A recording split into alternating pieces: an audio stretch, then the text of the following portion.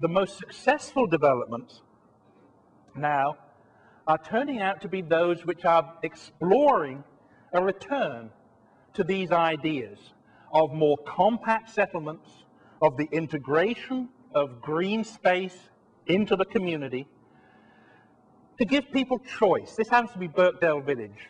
I expect you recognize that. Does anyone go there with any regularity or occasionally? It's a pretty interesting place. It's the thing that it lacks. This is in Huntersville, for those of you who know it, you know that. If you haven't been there, I think they're going to start the artificial snow machine soon. Get the place ready for Santa. The thing that it lacks is a civic element. It's got everything else. It's got stores, it's got housing, it's got offices. It's got a movie theater, it's got coffee bars, restaurants, bookstores, drugstores. It's got almost everything you need in a town center, except the post office, the city hall, and the police department, which are located, in Huntersville's instance, back in the old town center. And they're not going to move. Developers who are working with this new mixed-use formula are very, very interested in forging public-private partnerships with towns to remedy the deficiency that Birkdale has of no civic component, to get the police station, to get the town hall, to get the post office integrated in the development. The hottest development trend in America now is recreating town centers. The Urban Land Institute, the developers' think tank organization, is producing amazing literature and running conferences left, right, and center about how to do this. This is the hottest topic. Why this is interesting to people like myself, other than, we can get some work out of this, because, we know how to do this stuff. Over and above that crass commercial interest is the understanding that this new development pattern, which actually is just America's old development pattern rediscovered, this is exactly the same formula as downtown Salisbury. Exactly the same formula as downtown Salisbury and many other communities from coast to coast.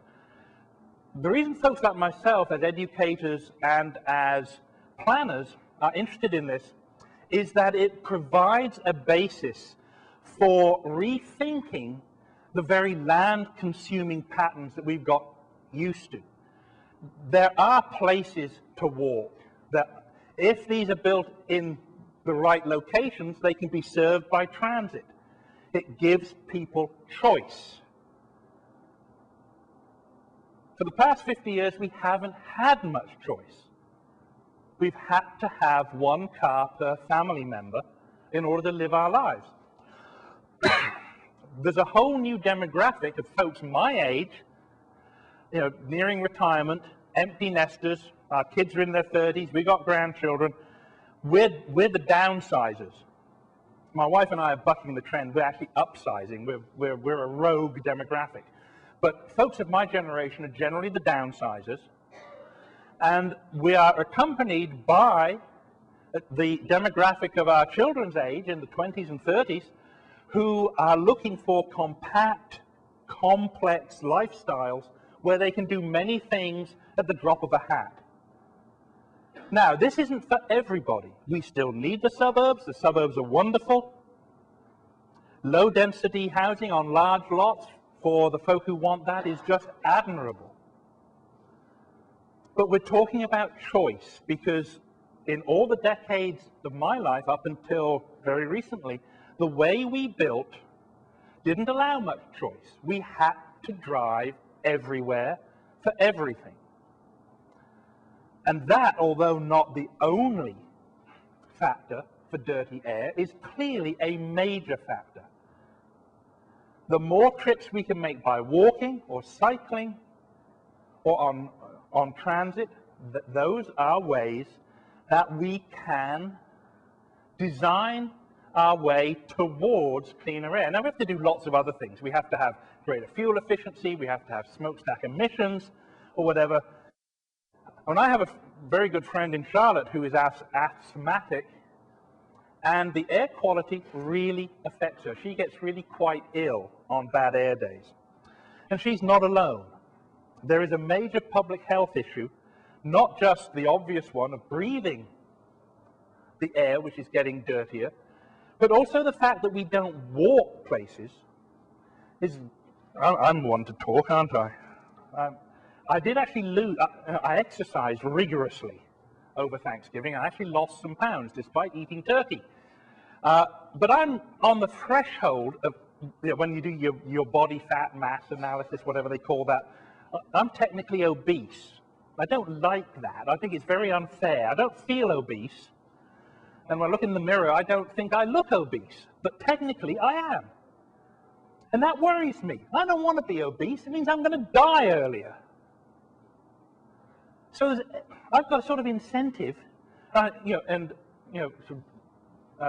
folks who were at supper with me, very kindly bought me supper, will testify I did not eat all my food. So I was a member of the Clean Plate Club. You should eat it. You're lucky. All the starving children in wherever it was, Abyssinia, I think, when I was growing up. So I was, like all of us, were trained to eat. One of the things that we have to provide are venues for exercise to counter the ill effects of obesity. Now, nobody's going to walk unless two criteria are met. One, it's got to be safe and attractive. Well, that's two criteria. The three criteria. Anybody know Monty Python's The Spanish Inquisition? The three things you need to... Well, anyway. They keep finding things you need to know about the Spanish Inquisition.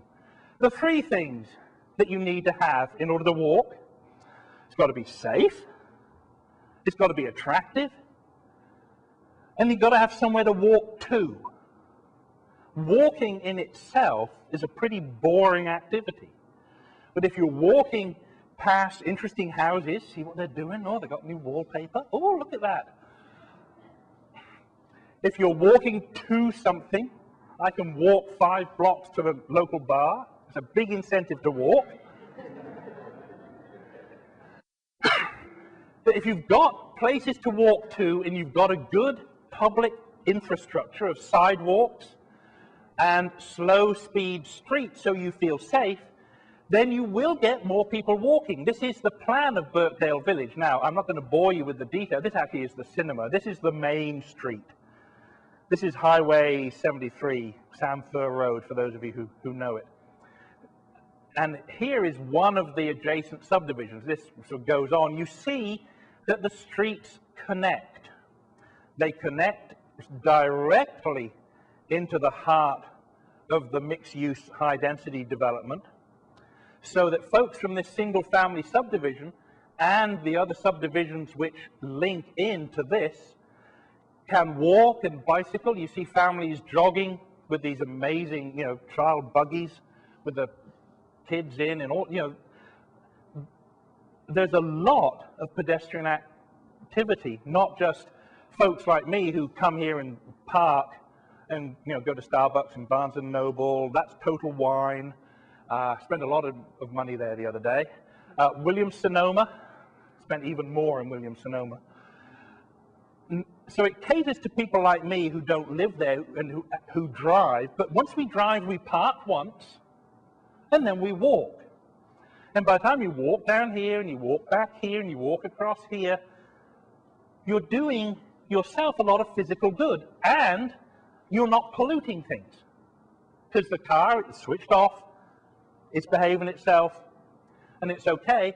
And you get an interesting mix between folks like me who are, day trippers, come for, partly the ambience, but, also to go to some of the stores